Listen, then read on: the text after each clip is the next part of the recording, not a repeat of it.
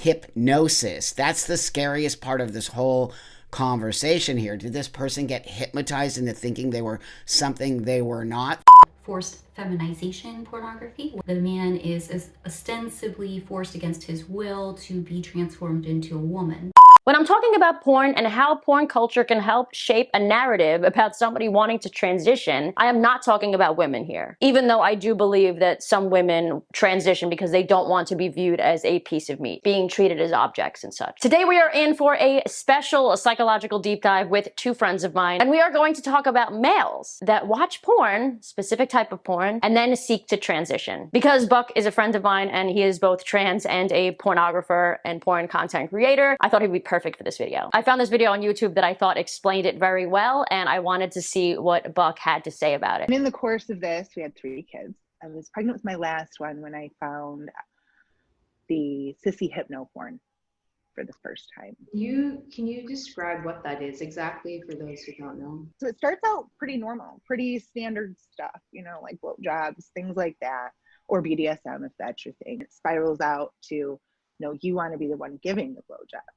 No, you don't want this penis that you have. You, like, it goes really in depth. There's a lot of mixed imagery, so very sexualized imagery and then violent imagery, bright imagery, dark imagery. It's a very psychologically, it is hypnosis. As someone who has created trans porn in the past, what do you think might cause someone who watches it to think that they have to transition? In the realm of sissy hypno porn, that is a whole other level of something. And what I just heard here was actually a little bit disturbing. And I hate when things like this are connected to the pornography industry, because it's not all what everybody wants it to be. It's not a monolithic arena. I don't understand how somebody can be watching this particular type of pornography and then all of a sudden become transgender. There's something very off about that. And this sounds to me like somebody was hypnotized into believing they might be something they are not. And that is so incredibly dangerous. And also, being trans has nothing to do with pornography. Now it's being equated to a porn addiction and pornography and all of those things, which is not true. Big difference between fantasizing about being a woman, specifically in this space, and actually wanting or feeling that you are a woman, which is called gender dysphoria. Before we go any further in this video, I just want to make sure that everybody knows that I do not think that men expressing themselves sexually or visually is a bad thing. This is all very different than the topic at hand today, which is, again, porn convincing men that they are trans. Men can have fetishes, men can wear makeup. In fact, there is a great new film, indie film, called Makeup that I think you guys are really going to enjoy. It's about an unlikely friendship between 2 London roommates, and interestingly enough, they bond over one of their secret lives, dressing up as a burlesque cross-dresser. Hold still.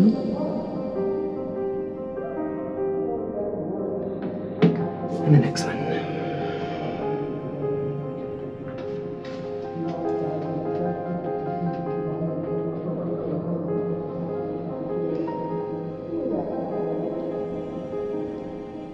As soon as you're on stage, those nerves will go away.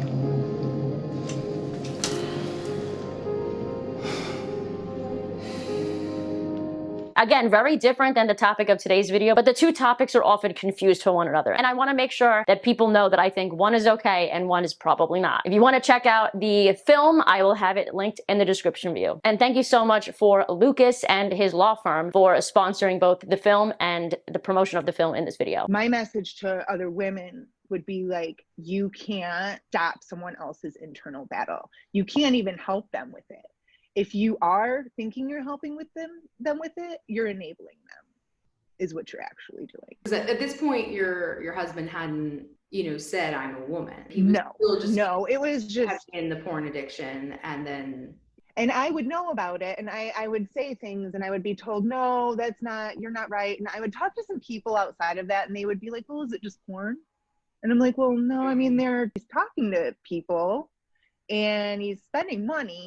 And I know other shady things were going on. I said in my story, the lying, cheating, stealing that anybody else would do, that was all happening. And I was still being told by all these people, well, that's normal. Men do this. See how this woman is saying other shady things were going on. He was connecting with other people around this specific fetish. I don't believe it was just the pornography that sucked this person into it. They were also engaging in other communities. Addiction is a real thing. I have an addictive personality. I was addicted to drugs and alcohol for 30 years. So I do understand addiction can be many, many, many things. The good thing is I have an expert on all of this. She was nice enough to do a little interview with me. And actually there are a broad variety of different kinds of pornography that would fall under a similar category. Sissy hypno, you might find, for example, videos on YouTube that have audio files where they're just sort of repeating these mantras over and over,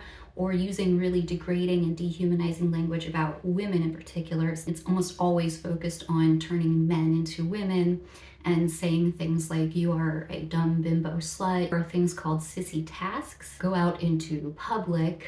They might be asked to, for example, go to a lingerie shop, wear a chastity device or a butt plug in public. Forced feminization is a little bit different and tends more towards the BDSM side of things, being forcibly penetrated as the ultimate act of being turned into a woman, supposedly. Even eroticizes surgeries or the taking of estrogen, and encourages the audience to participate in that way as well. I have mentioned that I have been criticized for talking about the overlap between pornography and the transgender movement. I have never explicitly said that porn turns someone trans.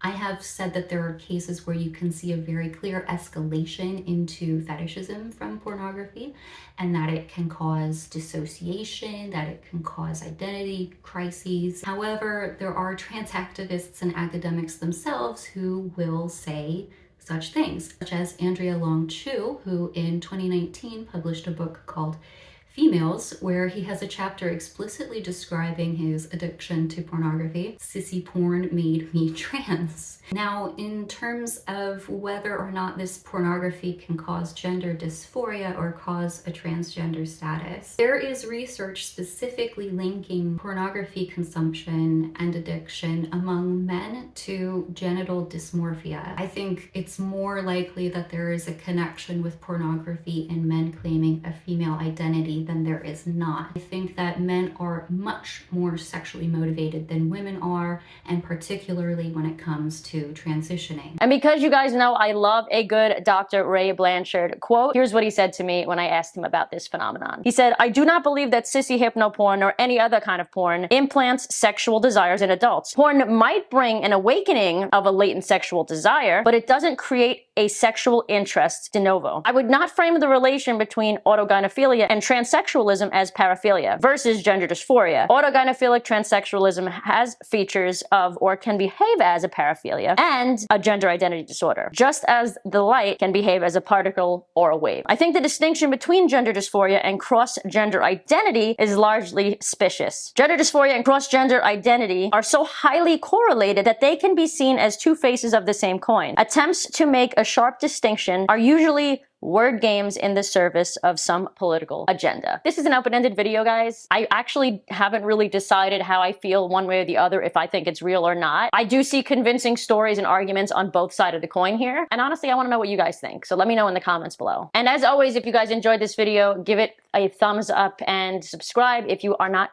subscribed already, because I am pretty much the only non-leftist lesbian on YouTube that constantly does damage control and psychological deep dives for the LGBT community, and of course other culture issues. Other than that, I will see you guys back here on Sunday with a brand new video. Until then, I love you. Keep calling out the bullshit. Bye.